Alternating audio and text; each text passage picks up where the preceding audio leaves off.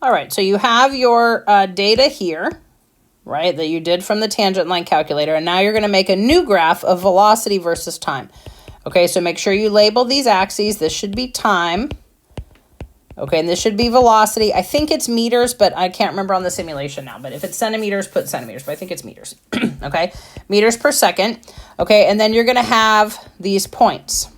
All right, and hopefully you'll see, right, like what we did from before, is that these points are going to make a line now. Okay, and it should be a pretty clean line, I think. Okay, so now we're back to y1 squiggle mx1 plus b, because now we're back to the linear shape as opposed to the parabolic shape. Okay, all right, so now we're talking about velocity graph and not position. So when I describe the relationship of the velocity and time, okay, as the time is increasing, the velocity is increasing also. Okay, so as time increases, the velocity increases, and let's say linearly. I don't really want to say proportionally because it might not be, but let's just say linearly or evenly, right? Something that lets us know that it's a line, right? So every, like say 1 second, this goes up by 2. Another second adds 2 meters per second. Another second, 2 meters per second, right? That increase amount is going to be constant. Okay, so my Desmos is just the line, and my algebra is just my algebraic equation. Okay, and then now my y variable is velocity, right? Because that's what's now on my y-axis. And then I'm going to get some slope here. Okay, I'm going to get that from that, that little box in Desmos. All right, and I want to think about the units. Okay, so these units are super important. So remember, for slope, it's rise over run. All right, the rise units are meters per second, and the run units are seconds. Okay, so if you're typing it, it's just going to be like that. Meters per second per second. Okay, we'll talk about what that means in a minute. My x variable is time. Okay, plus this hopefully just starts close enough to 0, but let's don't worry about it. Okay, yeah, we'll ask about that in a minute. All right, so it'll just be 0 or whatever yours is. Okay, all right, well, let's just make it, I guess, whatever yours is. Should be close to 0 though. So 0.1, and then since it's a y-intercept, I have to use the y units, meters per second. Okay, so my slope looks like this. Okay, some number, meters per second per second. All right, so if I write a for every statement starting from the bottom, for every 1 second that passes, okay, that's my time variable. Okay, well, let's just don't be lazy. Do it right. Okay, for every 1 second of time, there's my variable, that passes, okay, the velocity, that's my other variable, increases, right, because this is a positive, by 8.4 meters per second.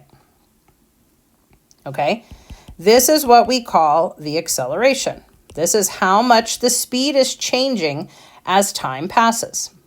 Okay, in this case, it's positive. We'll get into what negative is later. Okay, but let's say for now, acceleration just means that velocity is changing. Okay, and it's changing by 8.4 meters per second every second that passes. Okay, all right. A little hint that you're going to need from the summative, okay, is I want you to look at the slope of your velocity graph and compare it to the constant k in the position graph, okay? So on my example, my slope on the v graph was 8.4 meters per second, and my constant from the position graph was 4.2 meters per second squared, or again, I don't really care so much about the units. Okay, so what you want to notice, this is going to be very important for the summative, okay? The slope of the graph is double that constant from the position graph. Okay, so check yours and make sure it is. If not, you mess something up. Okay, or the constant in the position graph is half of the slope of the velocity graph. Okay, right? So if this value is telling me the acceleration, then that constant in the position graph is actually giving me half of the acceleration. Okay, so back up, Where is it at? Here, right, when I go back to this constant k, this is half the acceleration of the object, okay? Right? And the reason why this works is because this is all actually calculus, okay? But not to get into it too much, but just so you know, okay? That value in the position graph in Desmos, that k is going to be half, right, of this slope in this graph. Okay, and I'll help you with that later when we need it, okay? All right, the y-intercept should be something very small, and it's meters per second because it's a y variable, okay? And since it's y, so it tells you when the time is 0 seconds, the velocity is whatever that is, okay? Right, which basically that's telling me the initial velocity. Remember in the position graph, it was initial position. Now it's initial velocity. Okay.